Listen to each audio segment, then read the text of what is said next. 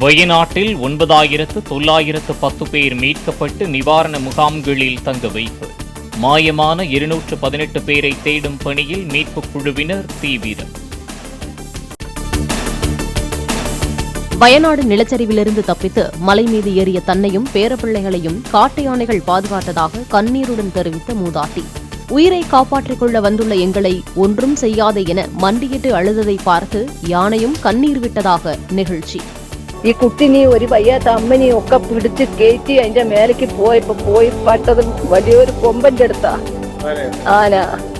ആനനോട് പറഞ്ഞു ഞങ്ങള് വലിയ ദുരിതത്തിന്നാ വരുന്നേ, ഈ ഞങ്ങളെ ഒന്ന് കാണിക്കല്ലേ പറഞ്ഞു.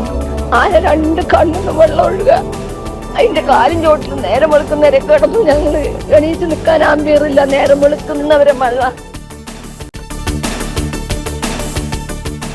வயநாடு நிலச்சரிவில் தொடர்ந்து 5வது நாளாக உயிருடன் யாராவது இருக்கிறார்களா என தேடும் பணி தீவிரம். மண்ணுக்குள் புதைந்தவர்களை கண்டறிய ராணுவத்தின் நவீன ரேடார்களை பயன்படுத்தி தேடி வரும் மீட்புக் குழுவினர்.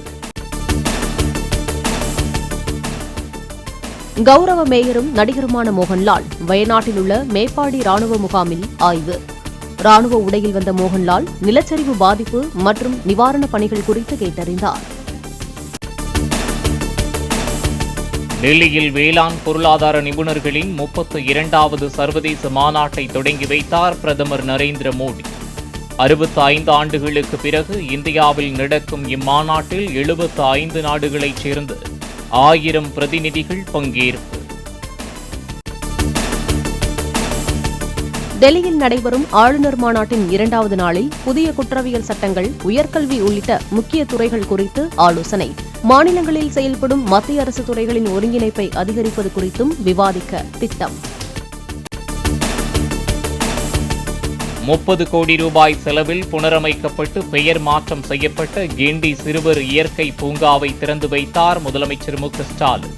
ஒருங்கிணைந்த யானைகளின் கணக்கெடுப்பு 2024 அறிக்கையையும் வெளியிட்டார். நாமக்கல் மாவட்டம் குமாரபாளையத்தில் காவிரி ஆற்று வெள்ளத்தால் பாதிக்கப்பட்ட இடங்களில் அதிமுக பொதுச் செயலாளர் எடப்பாடி பழனிசாமி ஆய்வு. முகாமில் தங்க வைக்கப்பட்டுள்ள மக்களுக்கு நிவாரணப் பொருட்களை வழங்கினார். 50,655 கோடி ரூபாய் மதிப்பிலான 8 அதிவேக தேசிய நெடுஞ்சாலை வழித்தட திட்டங்களுக்கு மத்திய அமைச்சரவை ஒப்புதல். போக்குவரத்து நெரிசலை குறைக்கவும் நாடு முழுவதும் இணைப்பை மேம்படுத்தும் விதமாகவும் நடவடிக்கை என மத்திய அமைச்சர் அஸ்வினி வைஷ்ணவ் பேட்டி. சென்னை கடற்கரை காட்பாடி இடையே வந்தே மெட்ரோ ரயில் சோதனை ஓட்டு. பஞ்சாபின் கபூர்தலாவில் தயாரிக்கப்பட்ட 12 பெட்டிகளுடன் இயக்கி சோதிக்கப்பட்டதாக அதிகாரிகள் தகவல். பட்டியலினத்தவர்களுக்கான இடஒதுக்கீட்டில் உள்ஒதுக்கீட்டை அனுமதித்து உச்சநீதிமன்றம் அளித்த தீர்ப்பு. அருந்ததியர் சமூகத்தினர் முதலமைச்சர் மு க ஸ்டாலினை சந்தித்து நன்றி. சென்னையின் ஓராண்டிற்கு தேவைப்படும் 15 TMC அளவு நீரை ஒரே நாளில் வீணாக கடலுக்கு அனுப்பும் சூழல் தொடர்வதாக அன்புமணி கருத்து. காவிரி, கொள்ளிடம் ஆகிய ஆறுகளின் குறுக்கே 10 கிலோமீட்டருக்கு ஒரு தடுப்பணையை கட்ட வேண்டும் எனவும் வலியுறுத்தல். தமிழகம் முழுவதும் ஆடிப்பெருக்கு விழாவையொட்டி நீர்நிலைகளில் புனித நீராடிய மக்கள் மங்கள பொருட்களை படையலிட்டு வழிபாடு செய்து பெண்கள் புது தாலி கயிற்றையும் மாற்றினர்.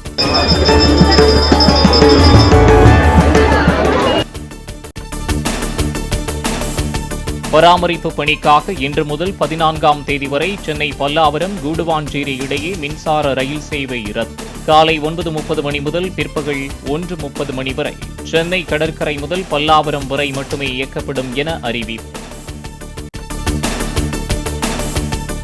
சென்னையில் மின்சார ரயில் சேவை ரத்து செய்யப்பட்டுள்ளதால் கூடுதலாக மாநகர பேருந்துகள் இயக்கம். பல்லாவரத்திலிருந்து செங்கல்பட்டு, கூடுவாஞ்சேரி உள்ளிட்ட இடங்களுக்கு 50 பேருந்துகள் இயக்கப்படும் என அறிவிப்பு.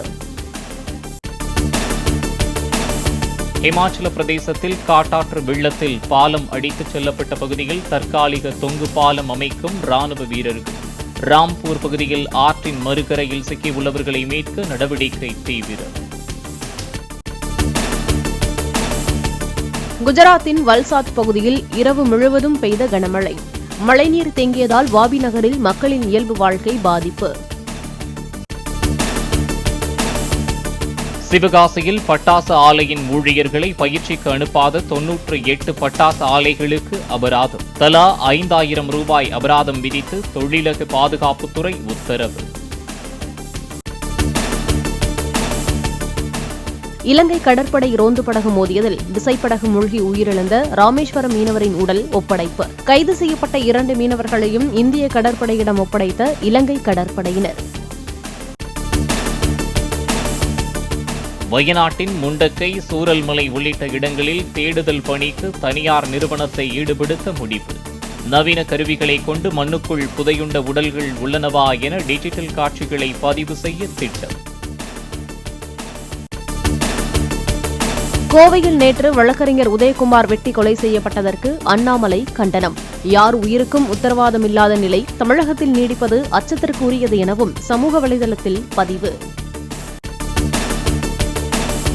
ஒலிம்பிக் குத்துச்சண்டையின் பெண்கள் பிரிவு அல்ஜீரிய போட்டியாளரின் பாலினம் மீதான சந்தேகத்தால் 46 நொடிகளில் வெளியேறிய இத்தாலி வீராங்கனை. அல்ஜீரிய போட்டியாளருக்கு ஒலிம்பிக் சங்கமும் இத்தாலி வீராங்கனைக்கு சர்வதேச குத்துச்சண்டை சங்கமும் ஆதரவு.